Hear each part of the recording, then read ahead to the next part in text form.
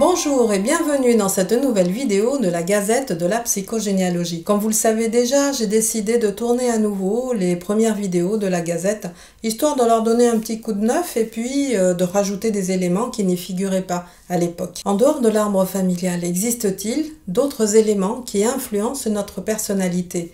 Et oui, surtout qu'ils se déroulent autour de notre date de naissance, donc c'est facile pour faire des recherches et recouper des éléments d'information. Que s'est-il passé autour de notre date de naissance? Alors je vous la fais courte parce qu'en réalité c'est une période qui se déroule environ 1 an et demi avant la naissance et qui se finit environ 1 an après la naissance.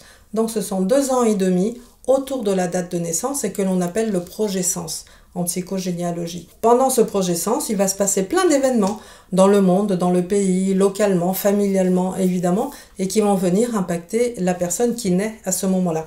Donc c'est pour ça que je vous dis juste pour l'exemple et le format de la vidéo, je ne prendrai que la date de naissance. Tout cela va s'engrammer et va impacter le bébé qui naît à ce moment-là. Exactement comme le ferait un ciel astrologique où le positionnement des planètes va définir des points forts, des points faibles, des destinées. Voilà un certain nombre d'influences sur le bébé et qui aura toute sa vie pour le développer. Et bien ici, c'est pareil. Figurez-vous que tous ces événements qui vont se passer dans le monde et ailleurs vont venir impacter le bébé, mais dans sa personnalité, dans ses choix de vie. Comment ?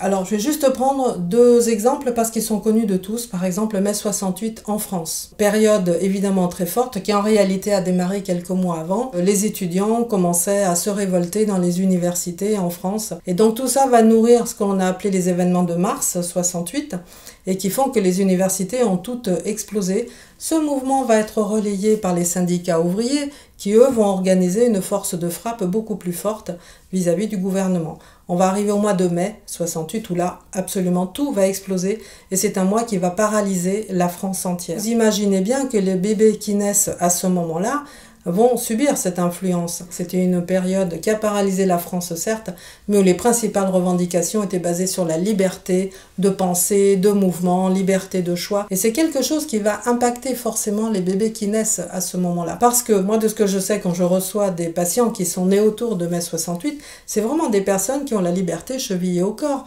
qui ont du mal à s'engager amoureusement, parce que ça veut dire pour eux, évidemment, anéantir cette liberté. Ce sont aussi des personnes qui vont avoir du mal à acheter un bien immobilier, parce que alors ça signifie ne plus bouger. J'ai reçu aussi des patients qui étaient des tenants de l'ordre, qui aimaient bien obéir et respecter les règlements intérieurs, etc.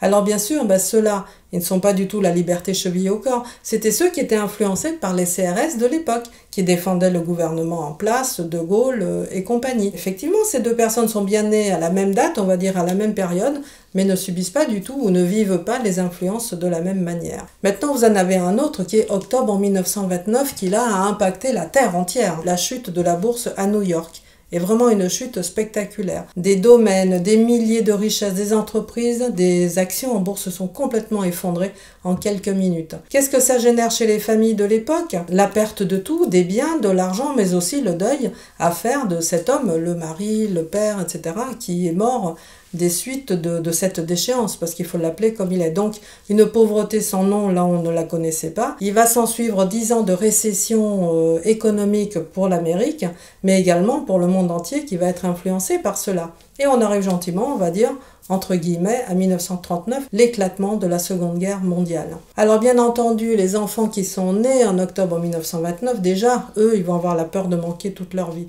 Pourquoi? Parce qu'ils naissent dans cette ambiance où on se croyait à l'abri en possédant de l'argent, des domaines, etc. Et d'un seul coup, on perd tout. Donc en réalité, on peut posséder quelque chose, être tranquille et tout perdre. Donc c'est des personnes qui vont avoir peur de manquer et qui toute leur vie vont faire des stocks, enfin ce genre de comportement que vous avez dû connaître chez des personnes âgées. Ils vont vous dire, moi j'ai connu la guerre. C'est vrai, ils avaient 10 ans au moment de la Deuxième Guerre mondiale. Et là, ils vont connaître les privations, la peur des bombes, toutes les peurs. Donc c'est des personnes qui, nées en octobre 29, en réalité vont avoir des peurs toute leur vie, surtout. Donc voyez comment des événements que le bébé, lui, n'a pas conscience d'avoir connu. Il est né à cette époque-là, mais va engrammer comme ça tout un tas de personnalités par la suite. Vous voyez, tout cela n'était que des exemples très courts à partir de dates de naissance sur des événements ponctuels. Imaginez sur 2 ans et demi ce que ça peut donner dans le monde entier. Maintenant, je vais vous donner un autre exemple où c'était un peu plus compliqué quand même, où j'ai reçu une patiente qui était indienne et qui me dit « Je ne sais pas pourquoi, mais ma mère me harcèle depuis que je suis née. Et pourtant, j'ai pas l'impression de lui avoir fait quelque chose. » Bah forcément, bébé, on peut pas faire grand-chose. Donc je ne comprends pas pourquoi ce harcèlement, pourquoi elle m'en veut. Et en fait, rien qu'en faisant l'étude de son projet sens, c'est-à-dire de sa date de naissance, qu'est-ce que j'apprends ? J'apprends qu'elle est indienne, de parents indiens, de famille indienne, mais elle est née au Kenya. Ce qui veut dire que pour moi, ça signifiait faire une étude sommaire, mais quand même bien poussée, sur ce qui se passait au moment de la naissance de ma patiente en Angleterre, donc puisque c'était une enclave britannique, également au Kenya, puisque c'est là où elle était née, mais également au même moment en Inde, puisque c'était aussi toutes ces influences familiales, génétiques et tout ce que l'on veut. Ça a donné une recherche très intéressante que j'ai pu faire et qui a expliqué un certain nombre d'influences concernant sa personnalité à elle.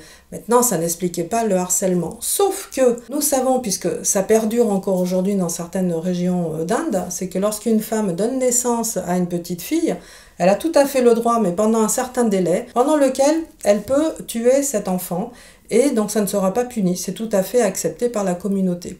Par contre, si elle dépasse ce délai et puis qu'elle tue sa fille après, alors là ça passe pour un crime et elle est punissable pour cela. Tout cela parce que c'est une fille qui naît. Évidemment, lorsque c'est un garçon qui naît, la question ne se pose pas, on le garde. Et pour cette femme qui donnait naissance à cette fille, ma patiente, eh bien pour elle, elle avait ce délai pour pouvoir la tuer. Sauf que les gardes britanniques, rappelez-vous, elle est née dans une enclave britannique, connaissaient cette tradition. Et eux s'étaient dit, c'est quand même pas normal, elle va tuer cet enfant parce qu'elle est née fille. Ce qu'ils ont fait, première chose, c'est qu'ils ont séparé la mère de l'enfant et ils ont protégé la petite pendant toute la durée de ce délai. La mère, elle a essayé tout ce qu'elle voulait pour approcher la petite, elle n'y est jamais parvenue. Pendant tout ce délai, la petite a été tranquille, protégée par les gardes britanniques. Ensuite, le délai étant passé, on a permis à la mère de retrouver sa fille et là, elle ne pouvait plus la tuer. Par contre, cette frustration terrible, cette colère qu'avait la mère d'avoir été empêchée de tuer sa fille, eh ben, elle l'a gardée toute sa vie.